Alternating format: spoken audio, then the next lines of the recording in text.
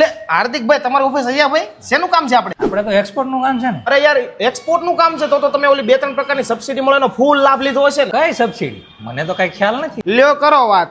આવા હાર્દિકભાઈ જેવા 70 થી 80% એક્સપોર્ટર એવા છે કે જેમને ખબર જ નથી કે 2 થી 3 પ્રકારની સબસિડી ગવર્મેન્ટ તરફથી અમને મળે છે.